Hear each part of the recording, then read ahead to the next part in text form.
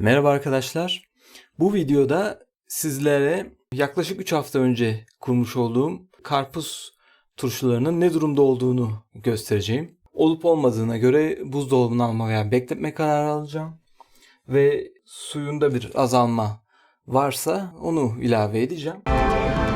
İçerisinden sağlık fışkıran klas tarifler.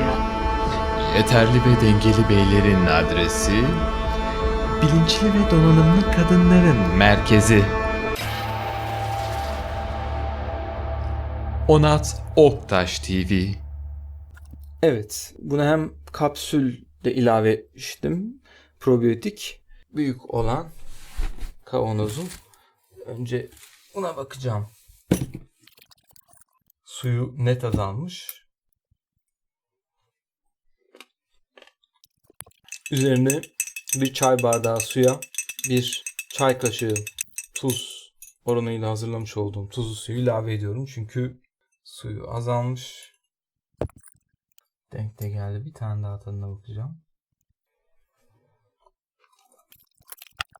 Öbürlerine de bakalım. Öyle son kararımı söyleyeyim. Şimdi sade olarak hazırlamış olduğum karpuz kabuğu turşusuna bakıyorum.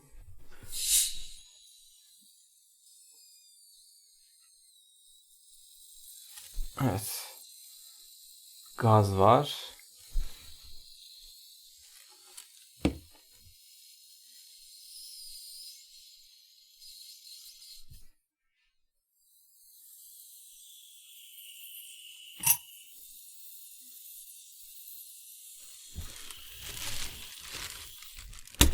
Ups.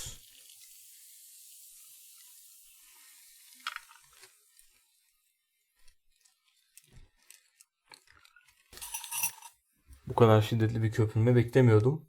Evet, epey oldu. Bu arada bunu da hani 10-15 günde bir kontrol edip gazı varsa daha önceden alırsanız bu durumun da önüne geçmiş olursunuz. Bunun güzel bir gösterimi oldu. Sade olan daha bile hoşuma gitti. Üzerine su da ilave edelim. Ve yaklaşık 22 gün önce kurmuş olduğum bu iki turşuyu da buzdolabına koyma kararı verdim. Yaz zamanındayız. Hem sıcak, daha da ekşimesin diyorum. Evet. Hava kabarcıklarını görüyorsunuz. Sade hazırlamış olduğumu ben daha çok beğendim. Yani buna ilave olarak bir probiyotik kapsül koymuş olmama rağmen bence bunun tadı daha iyiydi. Şimdi bunları yerleştireyim buzdolabına. Bu iki tane minnak hazırlamış olduğum karpuz kabuğu turşularına da şeker de ilave etmiştim. Yani hem probiyotik hem şeker ilave etmiştim. Sadece denemek istedim. Hani nasıl olur? Çok mu hızlandırıyor süreci falan? Bir bakmak istemiştim.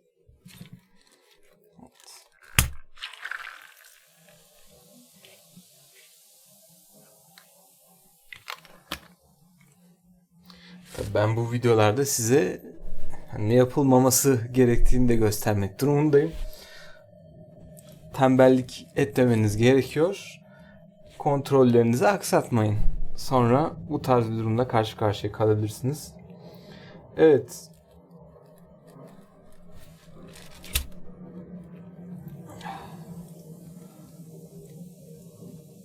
Formula 1 yarışları sonunda kim bilir belki bunlardan da ikram edilmeye başlanır birkaç sene sonra. Evet, fazla iddialı oldu.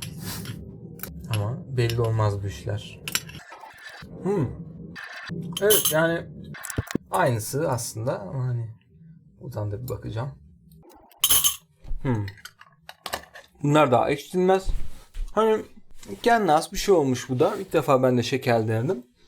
Tatlı ekşi güzel, yani bu da yenir. Tuzlu suyumuzu ilave edelim. Yeterli.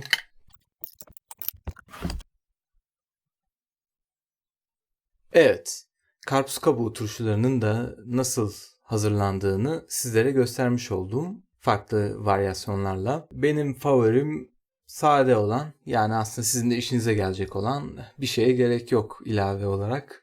Su, tuz, asma yaprağı veya vişne yaprağı, tanen içeren bir yaprak türü, kiraz yaprağı olabilir. Çay da olabilir, yani bildiğimiz poşet çay falan da olabilir, işimizi görebilir. Fakat kafein içerdiğinden dolayı tabii az miktar da olsa sizin oradan yediğiniz belki bir porsiyonda yani kale değer bir kafein miktarı içermez büyük ihtimalle, ama ben gene de onu kullanmayı tercih etmiyorum. Bu şekilde hazırlanıyor kabaca ve genel turşularda da durum bu. Aslında çoğu bu şekilde, sade bir şekilde. İçine sarımsak koyuyoruz. Arzu ediyorsak biber koyuyoruz. Sarımsakların kabuğunu da soymakla uğraşmaya gerek yok. Kabuğunu da atıyorsunuz ve yani bu da güzel bir aroma veriyor. Sorunuz olursa yazmayı unutmayın. Bunun dışında 10 gün, 15 günde bir de kontrol ederseniz iyi olur.